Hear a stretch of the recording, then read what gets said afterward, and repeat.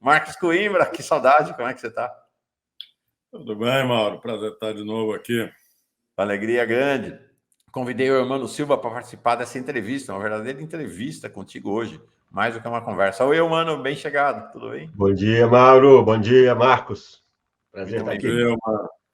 Muito bem-vindo. Muito bem-vindo você também. Marcos, vamos lá. Há uma questão em relação às pesquisas. Mano, eu vou fazer a primeira e você embarca, tá? Na sequência. Há uma questão evidente em relação às pesquisas. Em 2016, nos Estados Unidos, as pesquisas erraram na eleição de Trump e Hillary. Em 2016 também, as pesquisas erraram na eleição do Brexit. Em 2018, no Brasil, as pesquisas estaduais erraram mais uma vez. Em 2020, na eleição Trump e Biden, as pesquisas erraram nos Estados Unidos. Aqui no Brasil, nas eleições municipais, as pesquisas erraram também. Agora, em 2022, no Chile, no plebiscito sobre a Constituição, as pesquisas erraram e, no Brasil, as pesquisas também erraram. O que há de característico nesses erros? Em todas essas pesquisas, houve uma subestimação do voto da extrema-direita. O voto da extrema-direita foi sempre subestimado em relação ao resultado final. O que está acontecendo com as pesquisas? Qual a sua análise deste cenário geral e do cenário aqui do Brasil, claro? É o que mais nos interessa. Bom, Mauro, o momento para a gente discutir esse assunto, que obviamente tem que ser discutido, não é o melhor hoje. O tema de erro de pesquisa virou uma discussão, uma bandeira da ultradireita brasileira. E eu acho que, até para não alimentar essa fúria da ultradireita, eu acho que nós devemos parar, discutir tecnicamente um assunto que é eminentemente técnico, e eu não sei se faltando, sei lá, menos de 10 dias para a eleição, se é o momento para fazer essa discussão que é técnica.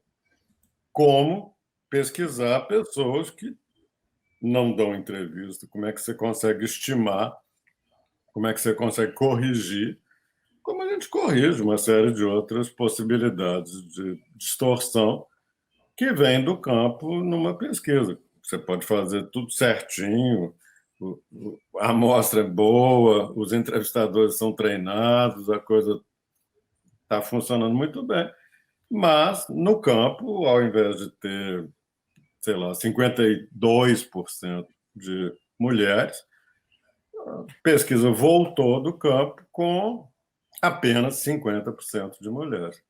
Você corrige isso num procedimento chamado de ponderação do resultado para ajustá-lo à distribuição conhecida do eleitorado.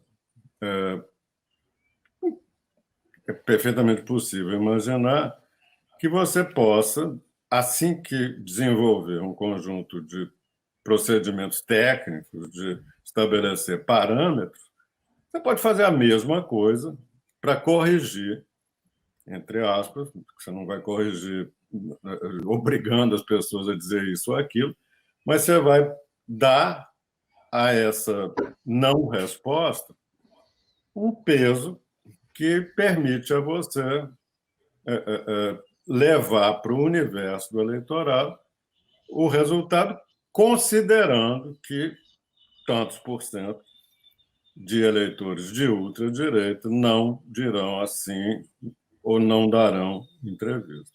É possível, mas não é sob nesse clima que nós estamos, em que aparecem umas pessoas completamente ignorantes em matéria de estatística, de sociologia, de demografia, e se metem a fazer eco para as palhaçadas do Bolsonaro, que foram tantas ao longo do tempo, Essa é apenas mais uma.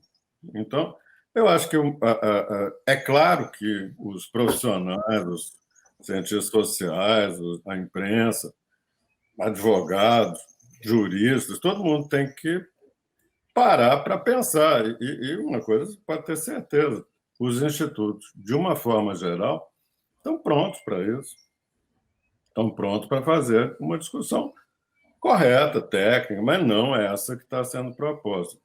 Neste momento, eu, como profissional de pesquisa, acho que a atitude é dizer: nós não estamos discutindo erro, nós estamos discutindo a necessidade de fazer ajustes metodológicos, operacionais, nos procedimentos para incorporar determinadas realidades que só se mostraram com toda clareza agora.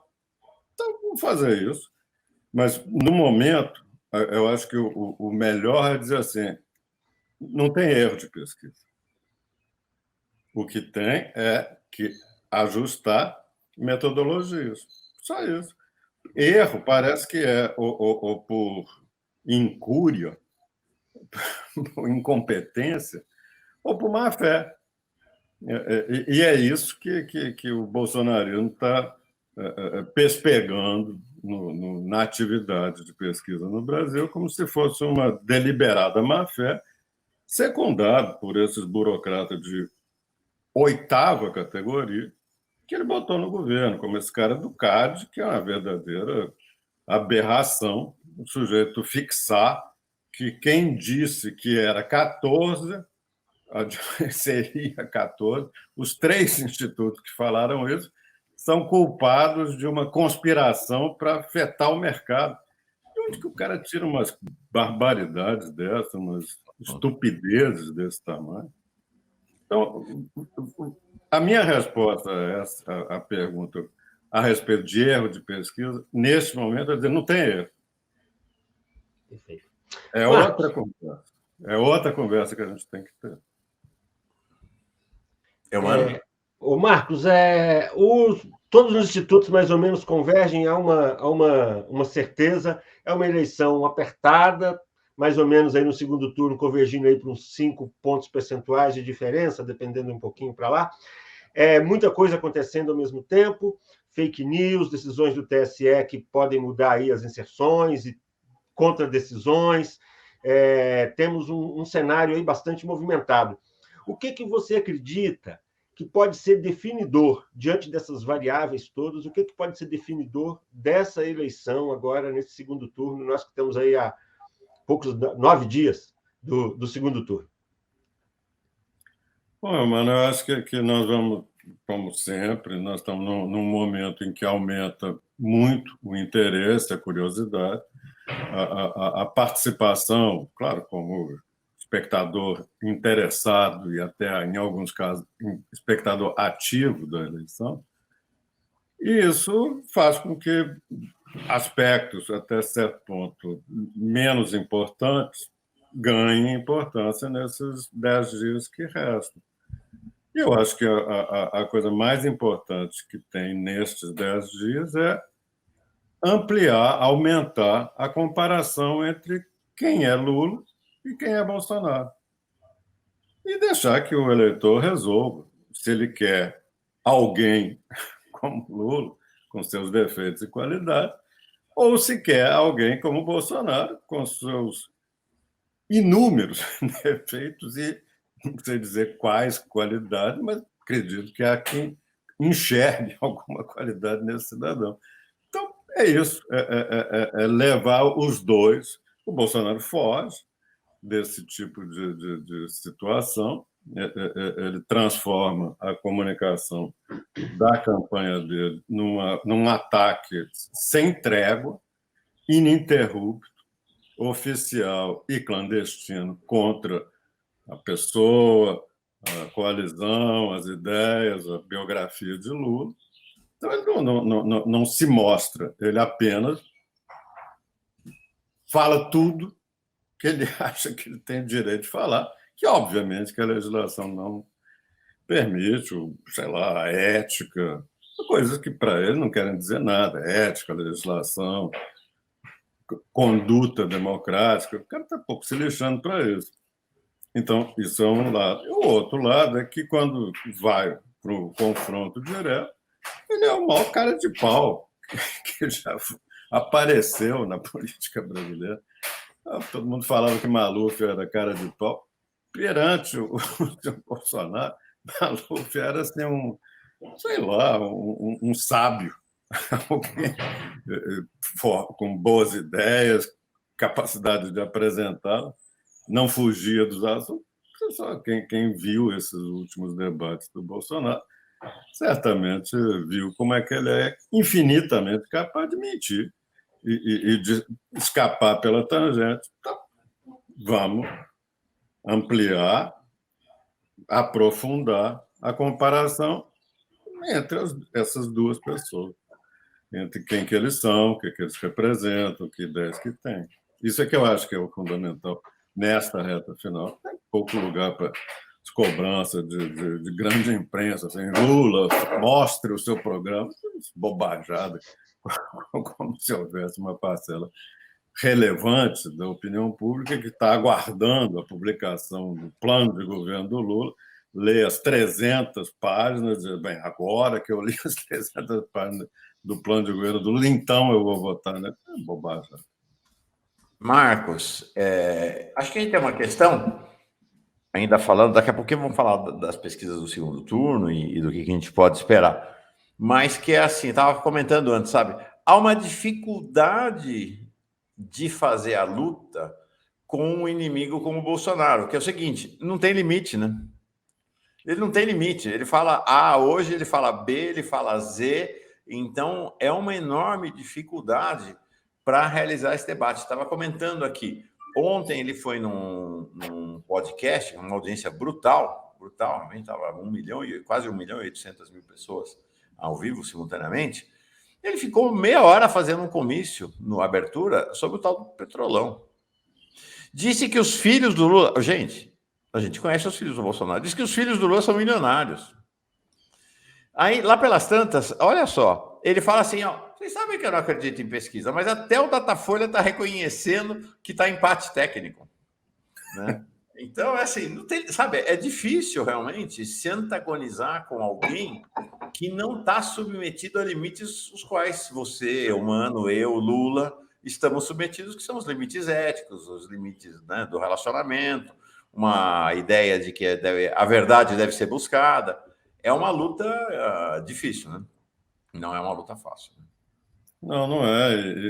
E nós vimos que a sociedade brasileira está tão traumatizada por tudo que aconteceu nesses anos que tem muita gente que está achando que é melhor chutar o pau da barraca, jogar aquilo no ventilador, que é parte desse voto do Bolsonaro. Estou ignorando que existe uma base sólida para o conservadorismo na sociedade brasileira, sempre houve.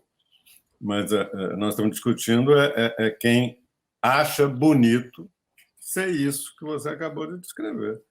E achar até que é razão para escolher esse jeito de ser do cidadão.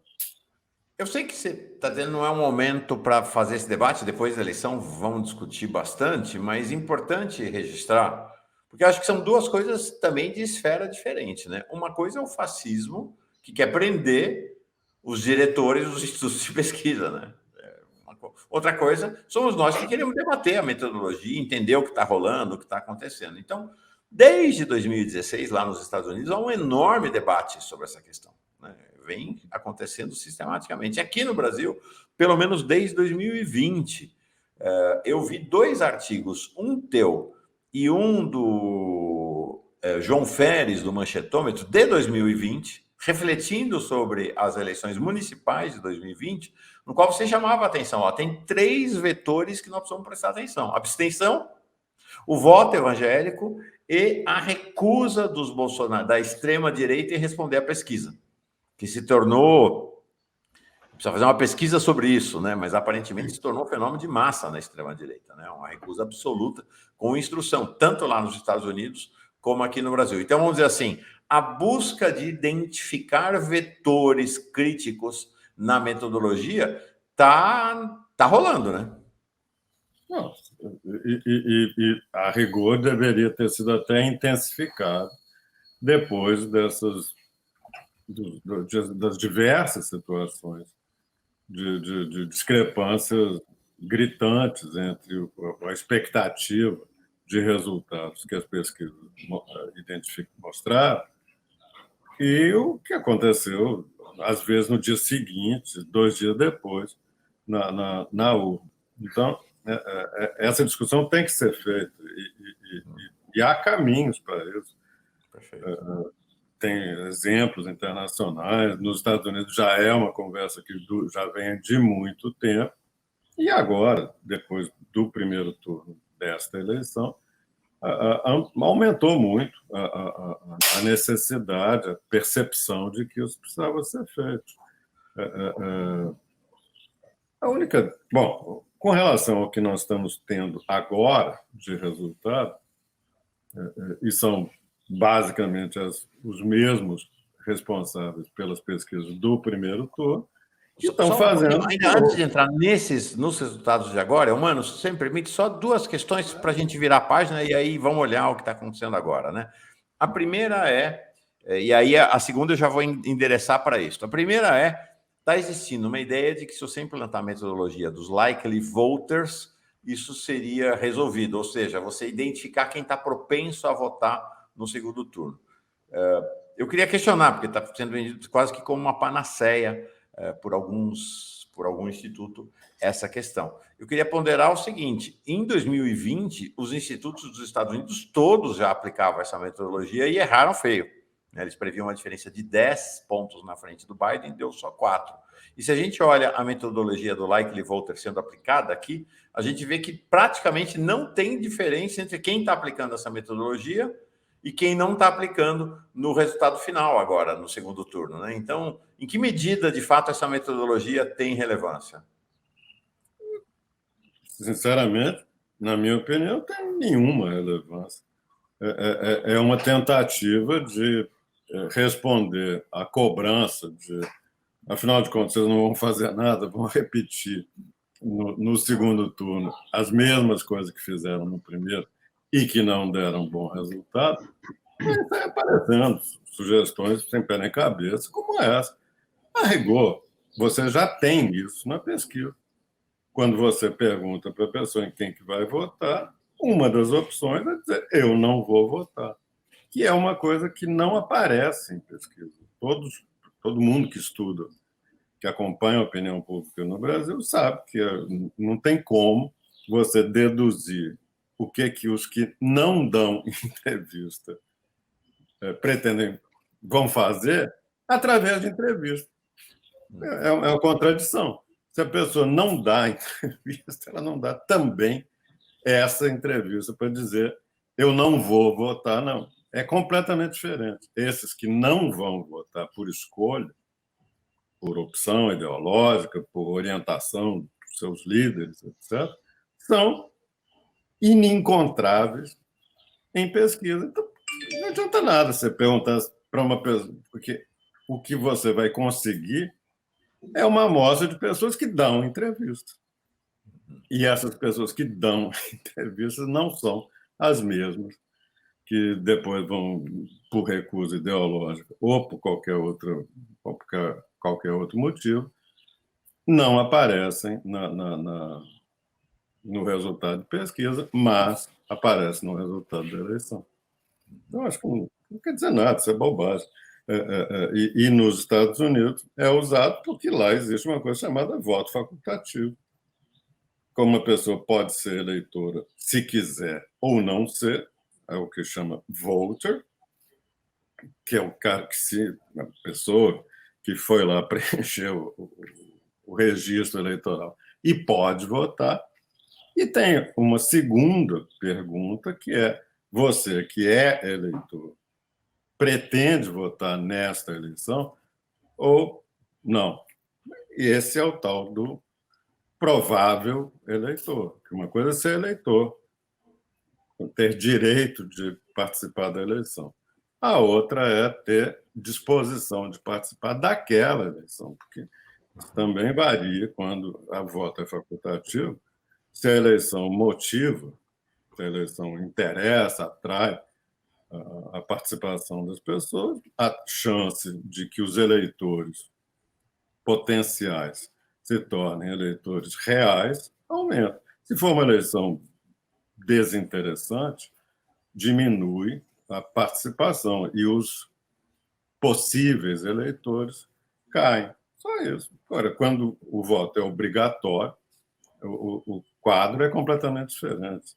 Então, é Estava apenas virando a página para falar agora do que está rolando de fato. Quer que eu mostre as pesquisas? Não, eu só queria, antes de entrar, na verdade, eu não estava querendo levar o assunto para resultado. Eu só estava Ok. querendo levar para a expectativa das pessoas que se interessam, que acompanham, que durante o primeiro turno estiveram lá perto, ouvindo conversa de centenas de pessoas que apareceram por aí, oferecendo interpretações, acompanhamento, etc.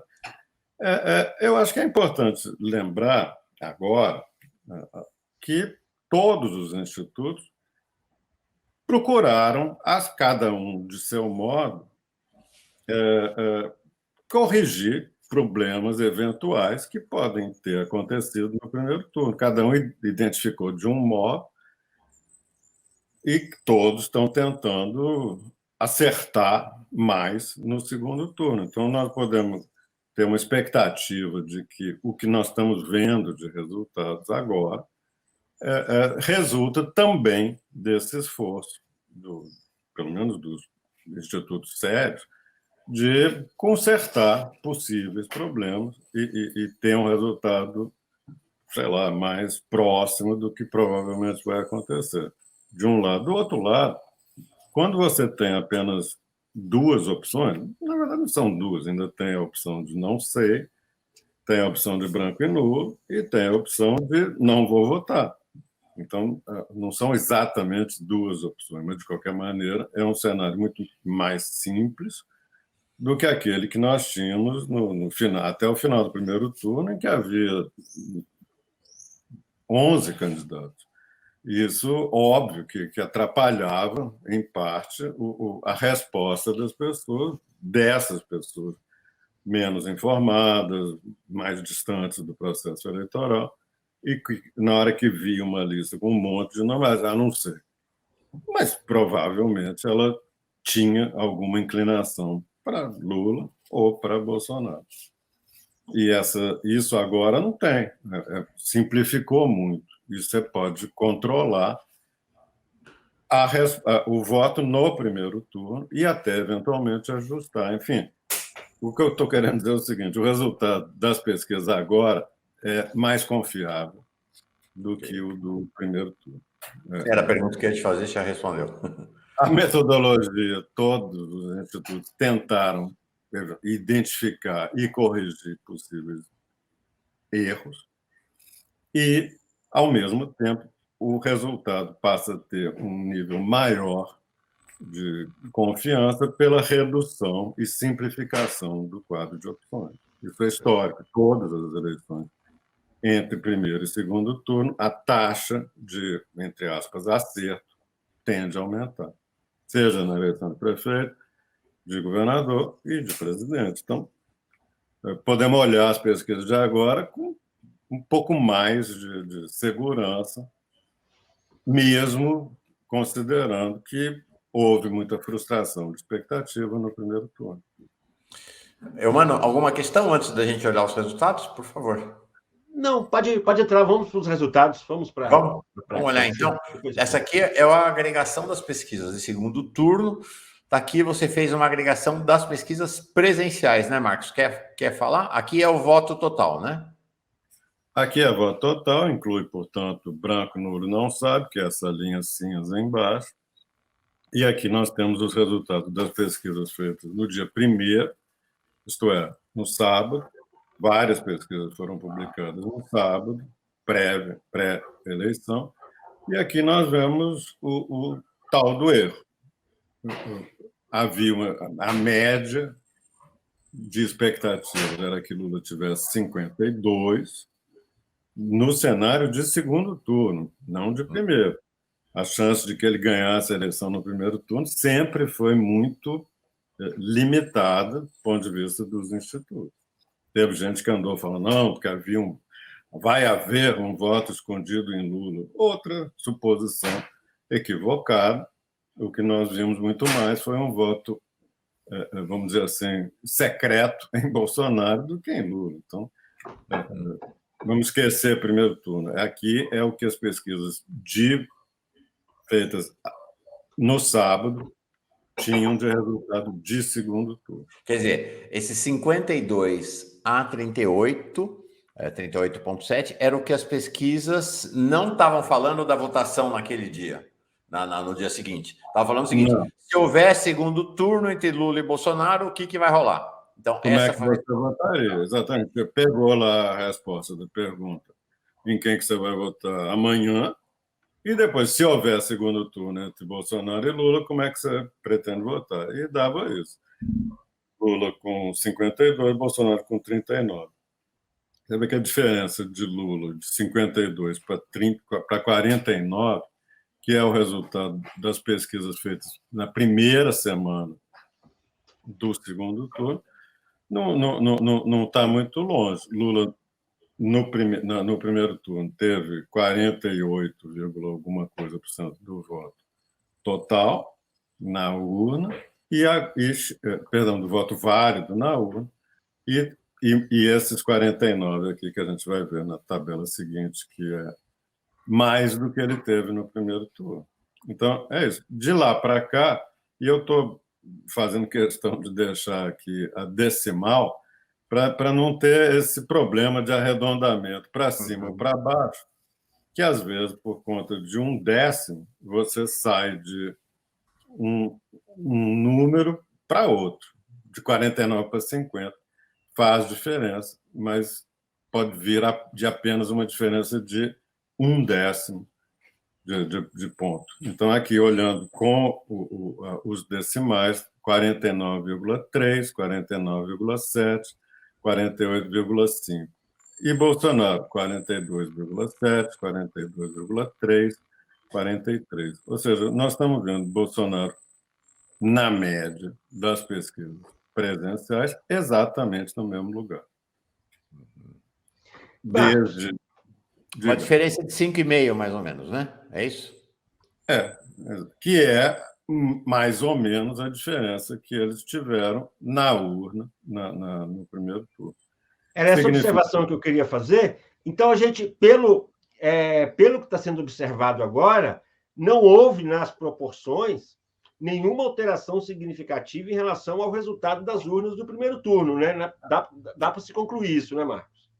Dá, você vê a diferença de Lula na primeira semana, que na média estava com 49,3, agora, no final, nesta semana, já com o resultado, por exemplo, do Datafolha de anteontem, a diferença de Lula, na média das pesquisas Lula, de 49,3 para 48,5. Não chega a ser sequer um ponto. Então, houve, se quisermos falar, uma queda, mas você tem que botar tantas aspas nessa queda de Lula, que, para todos os efeitos práticos, você que está fazendo uma violência com a pesquisa, não é a pesquisa que está te dizendo, ó, não teve mudança. Agora, se você quiser ficar procurando decimal, você pode ser que você encontre. Bolsonaro também de 42,7, na segunda semana 42,3. Ele caiu? Não, ficou no mesmo lugar. Agora, Marcos, eu estou notando o seguinte, tem uma convergência enorme. Você fez aqui só as presenciais. Né? Então, está dando 5,5. Eu fiz aqui minha conta de padaria, juntei tudo. A diferença, 5,8. A hora que você junta tudo, eu botei tudo. Presencial, telefônica, por computador, 5,8. Então, você vê uma convergência grande, né? Das pesquisas todas. Na próxima... A próxima tela é de válidos nas presenciais. E, de novo, nós estamos vendo 53,6, 54, 53. Lula caiu de novo. Você vai ter que ficar rebolando para encontrar decimal que justifique a sua mudança de opinião. Vice-versa para o seu Bolsonaro. 46,4, 46, 47,6. Perdão, 47, exato. Então, 6 pontos Bolsonaro. aqui nos válidos. Isso. Até mais próximo, desculpa, porque eu calculei pelos válidos. Juntando tudo, está 5,8 nos válidos. Agora passa mais uma tela, por favor, que é essa que está aqui, mostrando que hoje não tem mais diferença nenhuma entre pesquisa remota e pesquisa presencial. Por quê? Porque o eleitorado que você só conseguia ouvir na pesquisa presencial ficou parecido do ponto de vista de disposição de responder, motivação, interesse, que o eleitor que você só, assim, que a metodologia é de pesquisa remota. Então, hoje, portanto, quando a gente está olhando esses resultados, que a gente estava olhando para voto presencial, na verdade, nós estamos olhando todos. E o que significa dizer que agora, nesta semana, por exemplo, saíram 6 pesquisas, todas iguais. Lula, na média, com 52,5, na média das 6, e Bolsonaro, 47, na média das 6. Então, nós estamos agora com uma base maior, porque nós podemos estar considerando, ao mesmo tempo, todos os tipos de pesquisa, porque elas não estão mais diferentes umas das outras. Perfeito. O que nós estamos vendo aqui? Que, ao que tudo indica, nós estamos vendo Lula mantendo uma diferença muito parecida com a que ele teve no primeiro turno. Ele teve 5 e pouco por cento, quase 6 em relação a Bolsonaro, que é o que está aqui hoje. De 47 para 53 tem 6 pontos. Então, Bolsonaro incorporou eleitores que no primeiro turno tiveram outros comportamentos e Lula incorporou a mesma proporção. Portanto, eles estão chegando, faltando uma semana, com as posições das quais saíram da urna no primeiro turno. O que isso aí sugere? Que Lula continua favorito e com uma margem de favoritismo bem acima da margem de erro de tudo que nós temos de pesquisa. Lembrando que ficou mais fácil fazer a pesquisa e que todos os institutos apertaram o parafuso para aumentar a chance de, sei lá, bom desempenho no segundo turno. Eu acho que nós estamos vendo aqui que, do ponto de vista das pesquisas, sujeita a toda uma discussão, nós estamos vendo que o favoritismo de Lula é muito grande. É isso que todas as pesquisas mostram. É a quem que interessa ficar discutindo se as pesquisas estão errando, não, Bolsonaro está muito melhor. A quem que interessa isso? Só a eles, que ficam criando um cenário para, sei lá, imprensa, para discussão pública, assim, não, Bolsonaro está na frente, é porque as pesquisas não estão captando. Como não captaram no primeiro turno? Nós vimos que o que não captou não é exatamente muita coisa. Captou. Em alguns casos bem, em outros mal, mas na eleição presidencial não teve isso, não. Marcos, eu acompanho o seu trabalho desde a reeleição de 1989. Não sei as pesquisas que você fazia antes, e de lá para cá muita coisa mudou, né? Mudou o século, a tecnologia, a internet, perfil do eleitorado. Os institutos também tiveram de se adaptar a isso. Hoje é interessante você mostrar aí as pesquisas telefônicas, as pesquisas presenciais, fazer essa comparação. O que mudou de mais importante, de mais substantivo para os institutos nessa captação aí das vontades aí do eleitorado? Mudou muita coisa ou não mudou? É basicamente os mesmos instrumentos que vocês têm? Como é que aconteceu de lá para cá? Bom, mano, eu acho que mudou o eleitorado, a sociedade mudou mais do que a metodologia de pesquisa.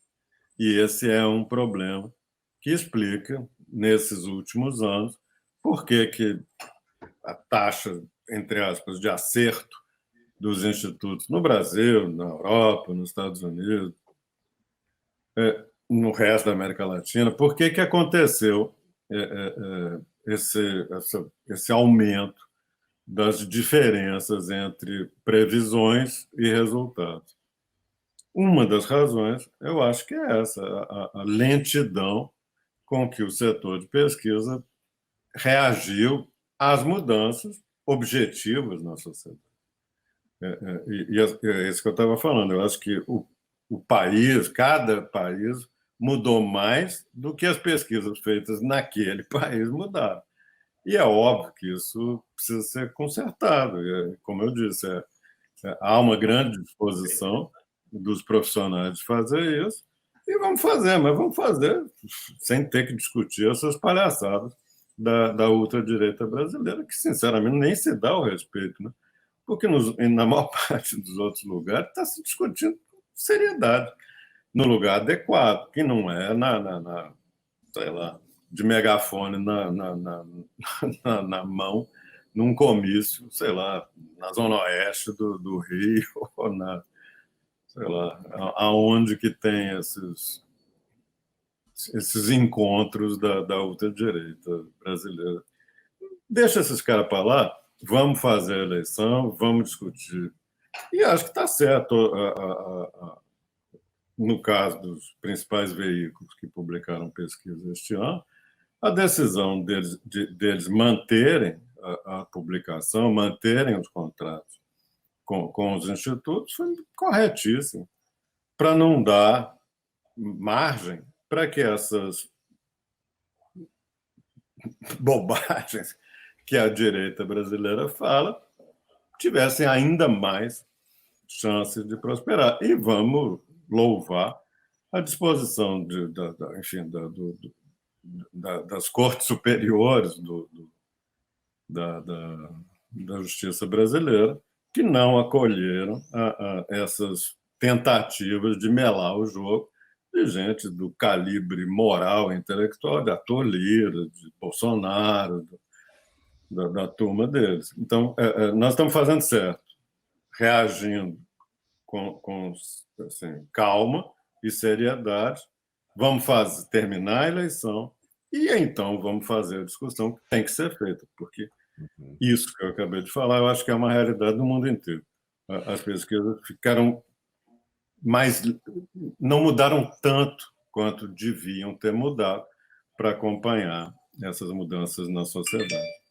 Agora, essa é uma questão, né, Marcos? Acho que os institutos foram para uma posição de defensiva, com razão, porque, né, o bolsonarismo querendo fazer CPI, botar o CAD em cima, ameaçando prender vocês por causa de, né, essa pesquisa. O cara não é pouca coisa. Ele o Ricardo Barros é o líder do governo, né, com um negócio que é o seguinte: quem errar acima da margem de erro vai ter prisão, e a pena que ele prevê é maior do que em alguns casos de assassinato, né? É um negócio assim.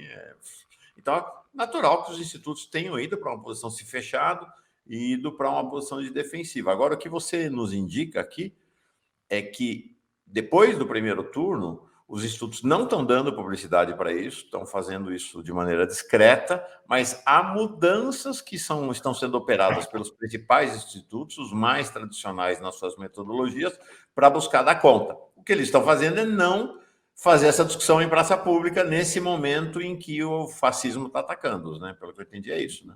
Senão, simplesmente você estaria alimentando esse tipo de pessoas desse calibre intelectual dos que você acabou de citar, e que só querem atrapalhar. Então, a discussão necessária, vamos fazer, mas essa palhaçada bolsonarista, quanto menos curso ela tiver, melhor. Eu louvo a disposição dos contratantes e do judiciário. Mas, sabe o que é mais? Vocês falem o que vocês quiserem, mas nós não vamos discutir esse assunto agora. Perfeito. O Antônio Félix diz aqui, Mauro, o Instituto da Eleição, não da pesquisa, né? Como é atualmente, precisa ser reinventado, insisto, não há jogo quando não tem regra. Acho que essa é a questão, né? Como é que o Estado age sobre esses cenários de eleições completamente conspurcadas? O Lucas Zimmermann dizendo, o último Datafolha de 2018 cravou o resultado dos 2%, né? Registrando a correção do Datafolha em relação ao segundo turno da eleição de 2018, e tinha aqui, alguém tinha voltado no tema, acho que você já respondeu, nessa questão foi tem mais questão, a Márcia Cruz. Os pesquisadores contabilizam a quantidade de pessoas que se recusam a responder às pesquisas, que você já respondeu isso, né, Marcos? Que sim, né? Não. Tentam, né? Mas não conseguem. A resposta é sim. E nós identificamos, desde o final do ano passado, uma tendência a aumentar a não resposta. E, em função da discussão americana, nós, na Vox, começamos a fazer essa contabilidade. E sempre que fosse possível, quando alguém se recusava, o entrevistador tinha a instrução de solicitar. Você pode responder pelo menos uma pergunta. É por que você não está dando a entrevista? Você não quer dar a entrevista? Então, possivelmente outros institutos fizeram isso. Mas, desde o final do ano passado, nós estamos procurando identificar a não resposta e o motivo da não resposta em pesquisa. E nós vimos, ao longo deste ano, como que de maio para cá, aumentou muito. Quando eu digo muito, triplicou a proporção de pessoas que não queriam dar entrevista. E quando você conseguia que a pessoa respondesse, quase sempre a resposta era, fora as normais, assim, não posso dar entrevista porque eu estou com pressa, tem que, não sei o quê, tem compromisso, tem trabalho, tem coisa para fazer. Mas quando a pessoa dava um motivo que não fosse desse tipo, era sempre, eu não acredito em pesquisa é mentirosa, pesquisa é falsa. Como era a única pergunta que estava sendo feita, não dava para saber quem, mas é só conversar com os entrevistadores, como nós fizemos depois do primeiro turno, aprofundar a conversa com as pessoas que estão no campo, ouvindo, trabalhando para preencher aquela cota, satisfazer aquelas exigências da amostra. É sistemático. Quem dá esse motivo para não responder é tipicamente um bolsonarista. Então, sim, a resposta é possível, que é a pergunta da nossa amiga, é possível perguntar isso, nem sempre você vai conseguir, porque também tem gente que xinga, vai embora, fala alguma coisa mal educada, mas quando você consegue, você não só percebe um aumento dessa não resposta e uma tendência que esse aumento tem a ver com uma recusa orientada para não dar entrevista. Marcos, uma característica dessa campanha é a presença da máquina federal numa agressividade que nós nunca tínhamos visto aí desde o retorno aí da nossa democracia. Os gráficos que você mostra, e eles confirmam, né, é um voto muito consolidado no Lula, no próprio Bolsonaro. Você acha que esses artifícios aí ainda podem mexer alguma coisa, podem alterar essas linhas que estão tão consolidadas assim, essa ação ostensiva essa semana de novo, embora tenha notícia negativa também aí, a do salário mínimo e das aposentadorias, né, que se descobriu aí que o Paulo Guedes está deixando mais uma bomba aí para o futuro. Legal essa pergunta. Mano, só uma observação. Não é que desde que a democracia foi restaurada, nem na ditadura militar, nas eleições que havia uma operação da máquina do Estado do tamanho que está acontecendo agora, né? Um negócio inédito, né? Inédito. Nem na ditadura, nem na democracia de 45, nem na República Velha, nem nunca. Nunca houve um tal ataque ao dinheiro público para melar a manifestação legítima da vontade popular. Nunca houve no Brasil uma eleição tão manipulada quanto esta. Efeito, por enquanto, limitado, como a gente está vendo. Lula saiu do primeiro turno, apesar disso tudo, com uma vantagem de cerca de 6 pontos, 5, tanto, que é exatamente o que ele tem hoje no conjunto das pesquisas.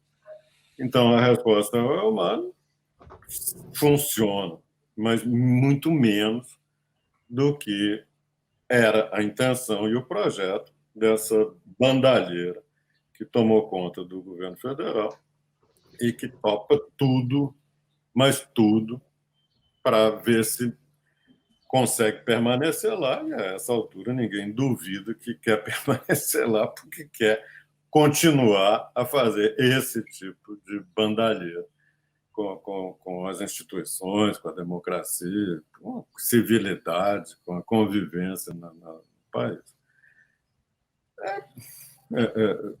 Espero que as pesquisas estejam mais próximas de conseguir captar o que vem pela frente. E, francamente, me sinto bem. Nunca me senti 100% seguro de que Lula ia ganhar no primeiro turno, mas sempre tive segurança de que ele ganha no segundo turno. É isso que nós estamos vendo agora. Ele tem uma grande chance de vencer no segundo turno, apesar disso tudo que a gente está vendo, lamentavelmente, acontecer no país. Boa. Isso aí. Marcos, uma questão que está causando um certo, como o pessoal diz, um certo buzz, desde que saiu o relatório do Datafolha. O Luciano pergunta, e está de fato, né, a gente falando aqui e ali e tal, que o Datafolha teria feito um arredondamento indevido dos votos válidos para menos. Segundo os dados, né, ele está dando os dados aqui de entrevistados, os válidos seria 52,72 para o Lula, 47,28 para o Bolsonaro, 53-47 no arredondamento normal, e a Folha arredondou para 52-48. Você quer comentar ou não? Assim, a resposta só pode ser dada pelo Datafolha.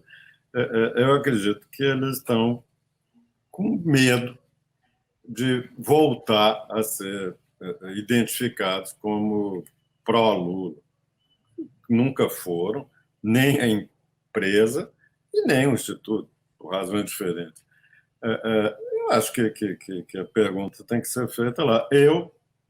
Na Vox, nós teremos arredondado do modo que você está falando. Eu acho que não tem razão para você ficar com medo, entre aspas, de consertar, de arredondar dentro de um procedimento mais universal. Não sei por quê.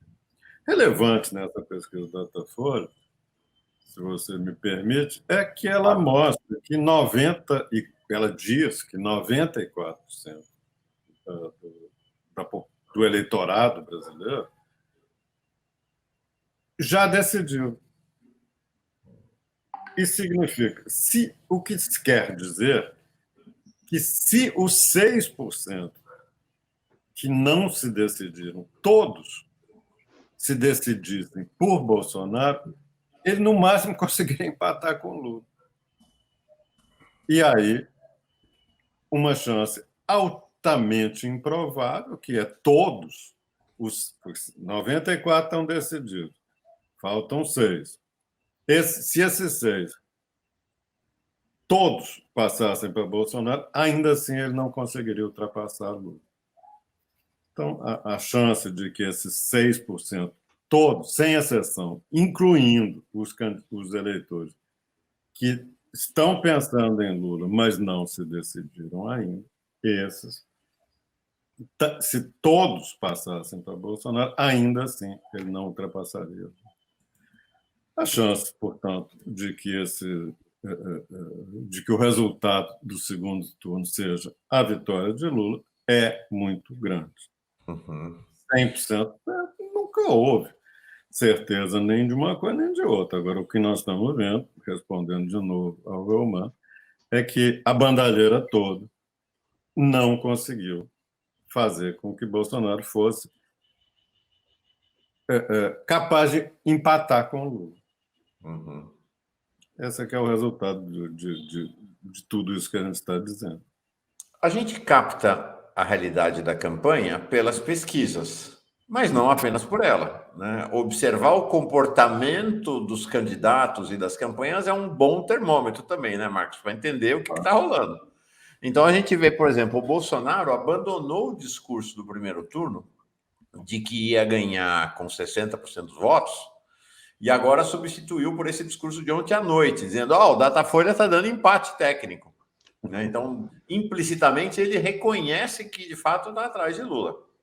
Acho que esse é um elemento importante. Por outro lado, o Lula, na entrevista ontem, diz o seguinte: essa eleição está muito parelha. Ele dá a entender que está mais parelha do que ele esperava. Mas, ao mesmo tempo, ele diz: mas tem uma semana só, não vai dar para ele fazer grande coisa nessa semana e a gente vai ganhar.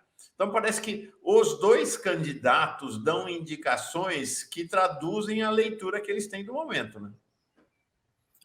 Acho que sim, eu acho que o Bolsonaro está no fundo, ele, por mais que ele seja, assim, sei lá, propenso a exageros verbais, para dizer o mínimo, que a gente poderia chamar de mentir, em alguns momentos ele tem que admitir que alguma coisa nem sempre cabe nas mentiradas que ele fala. Essa, por exemplo, todos os institutos mostrando uma vantagem suficiente de Lula. O pior resultado dos, sei lá, 20 que nós tivemos nessa segunda... Claro, pesquisas para serem consideradas a sério, o pior resultado foi esse do Datafolha, que, como nós acabamos de ver aqui, tem uma correção, lá, um arredondamento um pouco misterioso, que o próprio Instituto devia, sei lá, esclarecer por que fez esse tipo de arredondamento. Não estou supondo nada de errado, só gostaria de ouvir a explicação. Agora, do outro lado de Lula, eu acho que houve quem achasse que ele estava assim, soberbo, achando que já ganhou, salto alto. E eu acho que nessa reta final é muito saudável que os candidatos sérios façam com que ninguém suponha que ele está no já ganhou. Então, é importante que Lula sinalize para o país, para seu eleitorado, que a disputa não terminou. Ele pode ser favorito, mas é uma disputa complicada. E se nós quiséssemos aqui ir longe no entendimento de por que é complicado, vamos lembrar do que Lula sofreu nos últimos, toma lá da cá, 10 anos. Então, ninguém passa incólume pelo que ele passou. Horas e horas de Jornal Nacional, horas e horas das outras televisões, quilômetros de papel impresso nos jornais, nas revistas, um ataque sem trégua de alguns setores da sociedade, e um dia nós também vamos ter que discutir isso. O que Lula poderia ter feito e não fez para resolver a eleição no primeiro turno? Há quem cobre muito de Lula, porque ele toda hora se aproximando de gente suspeita, etc. E tal. O que ele fez esse ano foi exatamente o inverso disso.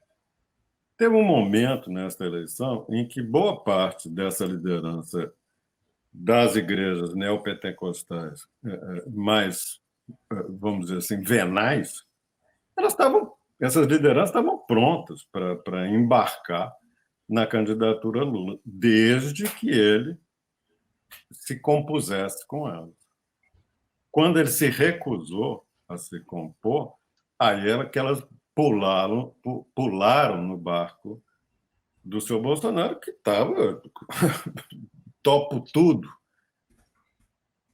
Em parte, o que nós estamos vendo em algumas igrejas, que é um dos componentes fundamentais da explicação dessa eleição, em parte, o comportamento dessas lideranças decorre de Lula não ter querido se compor com determinado tipo de liderança que, no fundo, só quer saber de dinheiro. E que, em função de um quadro de necessidades sociais gravíssimos, consegue juntar uma massa de eleitores muito significativa. Precisamos ir muito longe nisso. Então, uma das coisas que explica o porquê que Lula não ganhou no primeiro turno é isso, porque ele não fez os gestos que, tradicionalmente, os candidatos vencedores fizeram no Brasil. Marcos, quer dizer, ou seja, o vetor evangélico. Desculpa, só uma observação sobre essa fala. Quer dizer, o vetor evangélico é algo com uma relevância que não pode ser menosprezado. Não, porque é aquela velha teoria, né? Teoria não, constatação. Pegar a Assembleia de Deus, que é a principal igreja no mundo evangélico, ela tem um eleitorado mais, ela tem um número de pessoas que se definem como assembleístas maior que o Estado de Minas Gerais, que é o segundo maior colégio eleitoral do Brasil. Tem mais eleitores assembleístas do que em Minas Gerais, que todo mundo considera assim, Minas Gerais, muito importante, tem que ganhar lá, quem ganha lá ganha no Brasil.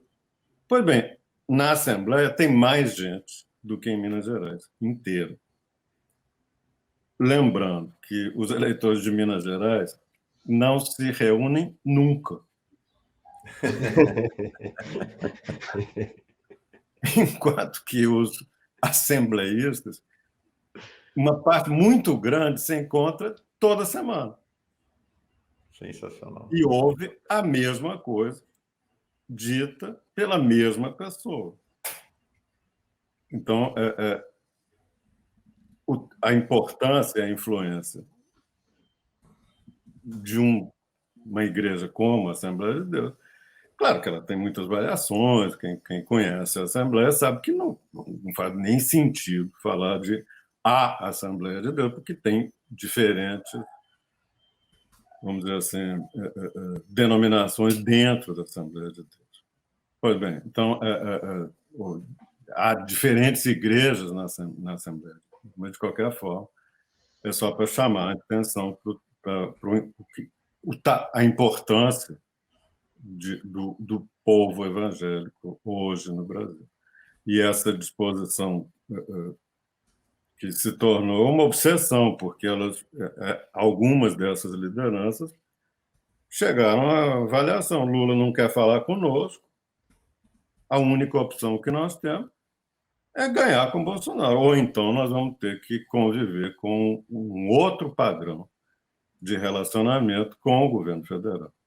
Então, a oposição a Lula em algumas dessas igrejas tem zero a ver com o assunto moral, com a pauta religiosa, com o medo de que Lula vai fazer ou deixar de fazer. Não, é apenas resultado de Lula ter...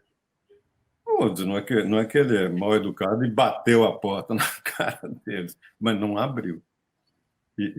enquanto que o Bolsonaro escancarou e disse: vocês fazem o que vocês quiserem.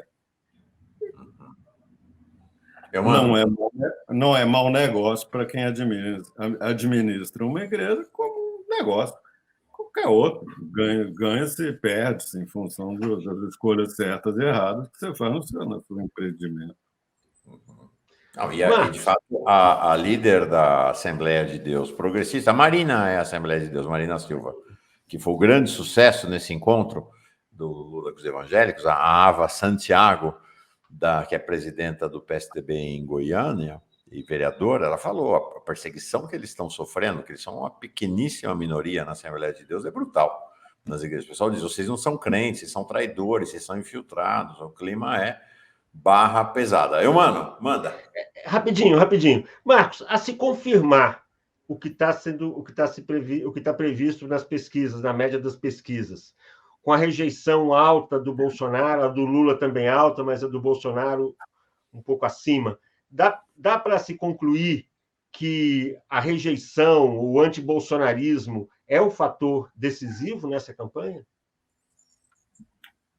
Sim, não, mano, porque tem um certo... É preciso diferenciar o que é rejeição do que é escolha por outro nome. Você pode ter uma coisa que é assim: eu detesto Bolsonaro, para usar um termo forte do ponto de vista emocional. E também eu detesto Lula. Não aguento ver a cara dele, não votaria nunca nesse cara, acho que é ladrão, acho que é um troglodita, acho que é um cafajeste. Isso é uma coisa. Outra, quer dizer, eu não voto no Lula porque eu prefiro o Bolsonaro. Isso não quer dizer rejeição no sentido emocional, no sentido afetivo. Quer dizer apenas outra escolha racional por um outro candidato, qualquer outra coisa. Então, hoje é muito óbvio que a rejeição, não é exatamente rejeição no plano afetivo, seja exatamente o inverso da intenção de voto. É verdade. Porque quem se decidiu por Lula, por razões afirmativas, porque gosta dele, porque acha ele um sujeito legal, porque gostou do governo dele, por qualquer motivo, ipso facto, deixou de ser eleitor de Bolsonaro. Então, quer dizer que ele odeia Bolsonaro? Não necessariamente. A mesma coisa vale para Lula. Então, quando você vê lá, a rejeição a Lula aumentou, a pesquisa não te permite dizer isso. O que a pesquisa te permite dizer é que a rejeição aos dois candidatos subiu porque o nível de decisão de voto neles aumentou.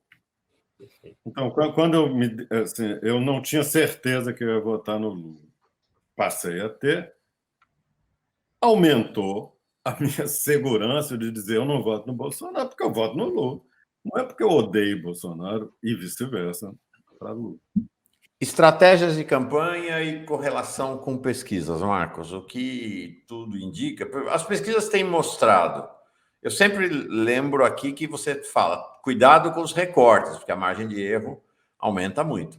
Mas as pesquisas, de uma maneira geral, têm mostrado enorme estabilidade. Não mudou nada do Nordeste, não mudou nada do Norte, não mudou nada no Centro-Oeste, não mudou nada do Sul, e mudou um pouquinho no Sudeste. E ambas as campanhas estão claramente priorizando o Sudeste. Inclusive, Lula chegou a cancelar uma viagem prevista para Manaus e vai ficar aqui, né? Está em Minas hoje, vem para São Paulo. Bolsonaro está em São Paulo. O terreno da disputa é o Sudeste? Sim, sempre foi. E ao longo da reta final do primeiro turno, por uma série de fatores, o bolsonarismo melhorou o desempenho em São Paulo. Em Minas, no Rio, já estava mais ou menos previsto. Qual a razão dessa melhora? Não sei dizer, ou se ela estava latente, ela apenas não se havia expressado, também porque os mais ferrenhos bolsonaristas em São Paulo, em Minas, no Rio de Janeiro, não davam entrevista. E quando a coisa foi para a urna, vimos que Mas era tem também uma maior. diferença, né, Marcos? Não sei se vale, mas é assim. O Rodrigo Garcia em São Paulo estava cuidando dele próprio, né? Então estava fora da disputa nacional. O Zema e o Cláudio Castro visivelmente fizeram corpo mole no segundo turno e aparentemente os três entraram para valer para o Bolsonaro, né? Não sei dizer. Quer dizer, talvez sim, entraram para valer. Não sei dizer qual que é o impacto desse entrar para valer. Eu, francamente, não vejo em nenhum dos três, Rodrigo em São Paulo, do Cláudio Castro no Rio e do Zema em Minas, não vejo nenhum dos três como lideranças populares significativas, capazes sei lá, de dar uma palavra e fazer com que eleitores digam assim, não, agora que o Zema está apoiando o Bolsonaro, neste caso, eu vou votar no Bolsonaro. Eu, francamente, não vejo ganho mais significativo. Nós estamos Tem alguma outra motivação, você acha, para essa melhor? eu até acho que, quer dizer, sei lá, para usar um parâmetro, Brizola contra qualquer um dos três. Quando, no segundo turno de 89, o Brizola estava sem se pronunciar a respeito de Lula, contra Collor, você olhava os resultados no Rio Grande do Sul, onde ele até então ainda tinha uma presença muito grande, havia muita indefinição no eleitorado gaúcho a respeito do voto no segundo turno. Uhum.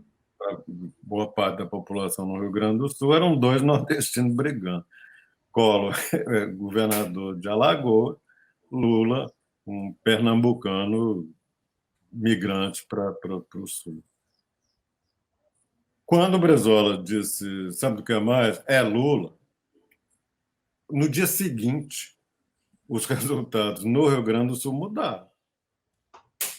A taxa de apoio a Lula aumentou várias vezes no Rio Grande do Sul, que foi uma das razões que fez com que o final daquela eleição fosse tão tenso, em que Lula esteve a um passo de ganhar,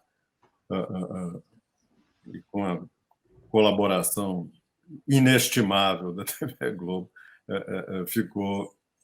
não conseguiu crescer o necessário. Enfim, nem Zema, nem Cláudio Castro, e muito menos o Rodrigo, são comparáveis a Brizola em 89. No Brizola, as pessoas queriam seguir o que ele falava. Não sei qual que é a relevância do apoio do Zema a Bolsonaro. Quem tinha que ser Bolsonaro em Minas já é.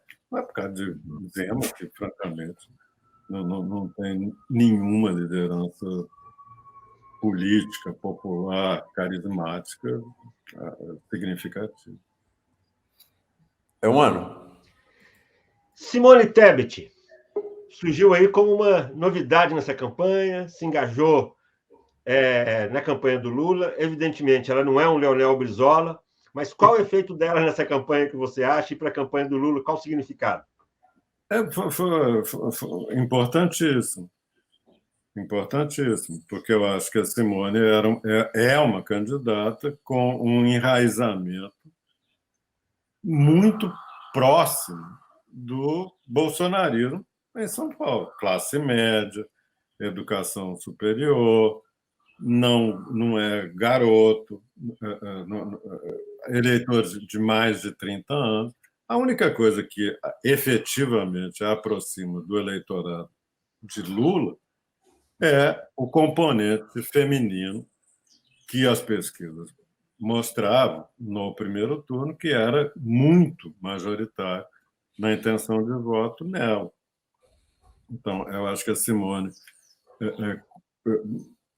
vamos dizer assim, limitou a possibilidade de que eleitoras e eleitores de classe média, paulistanos do interior de São Paulo, que sempre foi um lugar muito importante para o voto dela, mudassem para Bolsonaro no segundo turno. A presença dela ao lado de Lula foi muito importante e eu acho que ela precisa voltar à televisão, às redes sociais, à internet, para, mais uma vez, explicar para as pessoas que votaram nela por que ela está votando agora e pedindo o voto em Lula.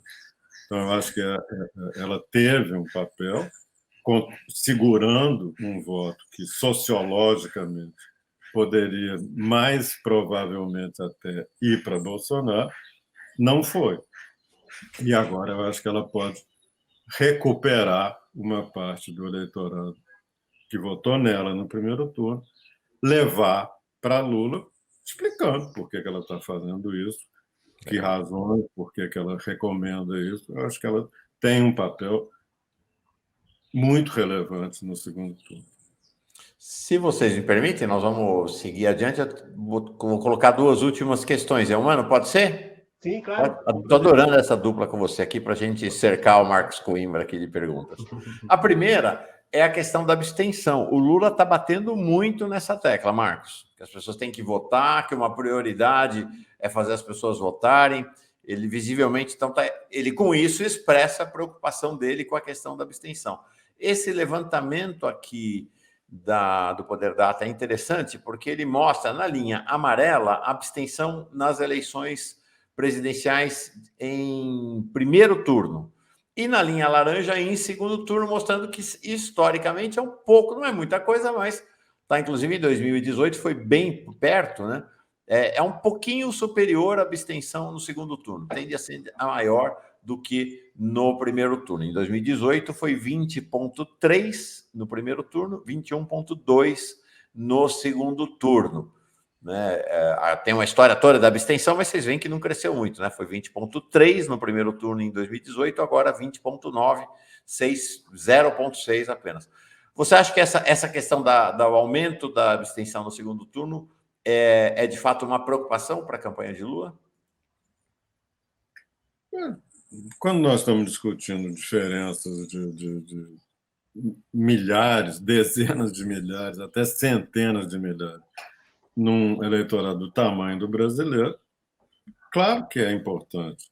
0,1% do Brasil, em termos de gente, é coisa pra caramba. Nós temos 130 milhões de pessoas que votam, que escolhem. Então, 1% de 130 milhões é 1.300.000. E 0,1 é 130 mil. Pode ser suficiente para determinar o resultado. Não parece que nós estamos num cenário em que a discussão é na casa dos milhares ou dezenas ou mesmo centenas de milhares. Lula está chegando a esses 10 dias finais, mostrando uma capacidade de reconstituir suas bases no segundo turno, muito parecidas com a que ele teve no primeiro turno, ou seja, terminar a eleição com 5 a 6 pontos de vantagem em relação ao Bolsonaro. Agora, tudo é para fazer, tudo é relevante, vamos fazer. Sangue frio nessa hora. Vamos lembrar que em 2014, o momento auge da polarização, que sempre existiu, né? Ela se radicalizou agora, mas sempre existiu. Dilma teve 51,6 milhões de votos no segundo turno e Aécio 48,3. A diferença foi 3,3 pontos percentuais. Então, gente, muita calma nessa hora aí, que vai ser com emoção. Para terminar, até o deputado Carlos Aratini entra na sequência.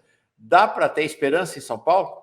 Me surpreendeu essa espontânea do Datafolha, dando Haddad empatado, né? 34-33 com o Tarcísio nos votos estimulados 49-40 e nos votos válidos 55-45. Em São Paulo, sinceramente, todo mundo aqui meio que estava na base do já era. né? Tarcísio, a chance de Tarcísio é muito grande. Essa espontânea aí alimenta a esperança para Haddad? Claro que sim, Mauro. Não só esses bons resultados, mas também o fato de que, visivelmente, o que o bolsonarismo acreditava, uma parte da imprensa e até na esquerda se achava, que é que ele fosse assim, acometesse na reta final, como se fala em corrida de cavalo, né? Que de repente na reta final dispara e não só ultrapassa no olho mecânico, mas como continua correndo na frente. Isso visivelmente não aconteceu. E não é tanto porque o Haddad começou a acertar, o Tarcísio começou a errar, é porque houve um componente no final do primeiro turno que levou talvez a distância parecer que ela fosse ficar muito maior do que ficou agora, do que está agora. Então, eu acho que nós estamos vendo um cenário em que mostra que a candidatura do Haddad permanece competitiva. Perfeito. Mano, Acho que é isso, né? Acho que é isso por enquanto. a vantagem de ter o Eumano aqui, Marcos, além de várias outras, é que a gente te aperta com delicadeza. Não me senti apertado, não. Entre amigos.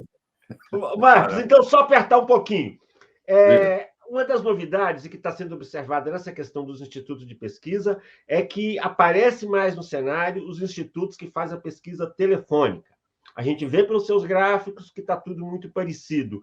Qual que é a sua opinião sobre isso? Isso é uma tendência? É um elemento a mais? Só para finalizar aqui, eu fiquei com essa dúvida ainda.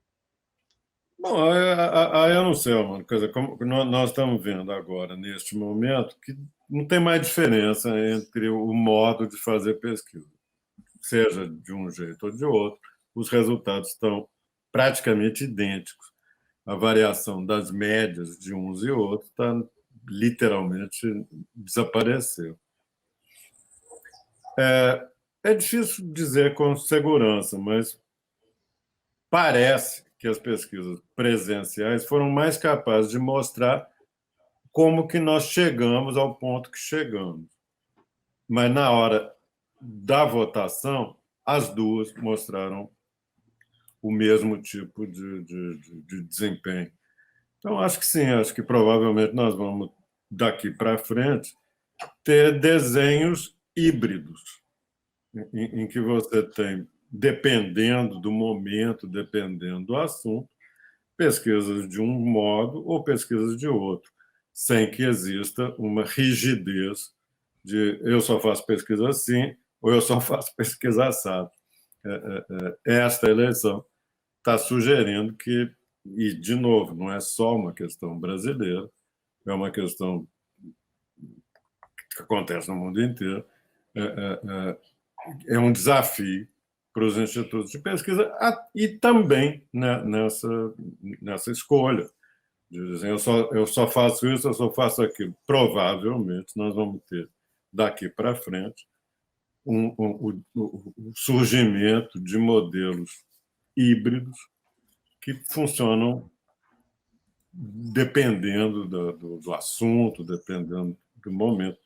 Uma tese de que bolsonarista PO, que tipicamente é um homem branco, de classe média, escolaridade assim, limitada, esse bolsonarista típico, é mais fácil entrevistá-lo com homens do que com mulheres.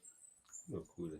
Porque ter que responder a uma mulher, às vezes, é difícil para um desses homens com esse perfil de comportamento, de atitudes. Então, até nesse aspecto, você vai ter que começar a pensar como conseguir chegar em gente, por exemplo, que se acha diminuído se tiver que responder a uma pergunta feita por uma mulher.